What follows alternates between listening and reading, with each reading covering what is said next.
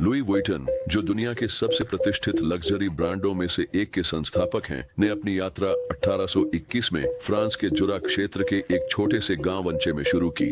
एक साधारण कामकाजी वर्ग के परिवार में जन्मे वुइटन का जीवन उनकी मां की मृत्यु के बाद, जब वह केवल 10 वर्ष के थे, नाटकीय रूप से बदल गया। एक सख्त सौतेली मां का सामना करते हुए युवा वुइटन ने 13 वर्ष की आयु में घर छोड़ दिया और पेरिस की ओर 2 साल की यात्रा पर निकल पड़े, जो अजीबोगरीब नौकरियों और कठिनाइयों से भरी थी। 1837 में औद्योगिक क्रांति के चरम पर पेरिस पहुंचकर वुइटन एक सफल बॉक्स बनाने और पैकिंग कार्यशाला में प्रशिक्षु बन गए। यह एक ऐसा शिल्प था जो कौशल और सटीकता की मांग करता था, और अपनी समर्पण के माध्यम से वुइटन जल्दी ही एक प्रतिष्ठित कारीगर बन गए। पेरिस के धनी और अभिजात वर्ग की पैकिंग आवश्यकताओं को पूरा करते हुए उनकी प्रतिष्ठा इतनी बढ़ गई कि उन्हें फ्रांस की महारानी यूजेनी डी मोंटिजो, नेपोलियन III की पत्नी, के व्यक्तिगत बॉक्स निर्माता और पैकर के रूप में नियुक्त किया गया। इस प्रतिष्ठित पद ने उन्हें अभिजात वर्ग के स्वाद और मांगों के बारे में अमूल्य अंतर्दृष्टि प्रदान की।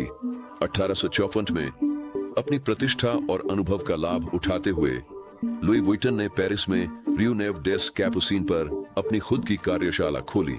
यहीं पर उन्होंने सामान उद्योग में क्रांति ला दी, फ्लैट टॉप ट्रंक बनाकर, जो उस समय के प्रचलित गोल शीर्षों के विपरीत था, जो कम स्टैक करने योग्य थे। वुइटन के ट्रंक हल्के, वायुरोधी थे और ट्रायनॉन कैनवास नामक एक कैनवास सामग्री की विशेषता रखते थे, जिससे वे उच्च गुणवत्ता वाले और अत्यधिक वांछनीय बन गए।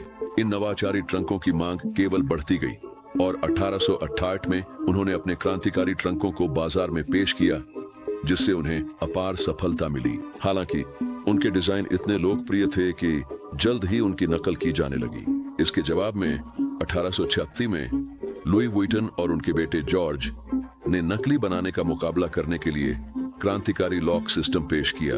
लुई वुइटन की मृत्यु के बाद 1892 में ब्रांड का विकास जारी रहा, जब उनके बेटे जॉर्ज ने कंपनी का कार्यभार संभाला। जॉर्ज के नेतृत्व में ब्रांड ने 1896 में प्रसिद्ध LV मोनोग्राम कैनवास पेश किया, जिसे नकली बनाने से और रोकने और लुई वुइटन को एक लग्जरी हाउस के रूप में ब्रांड करने के लिए डिजाइन किया गया था।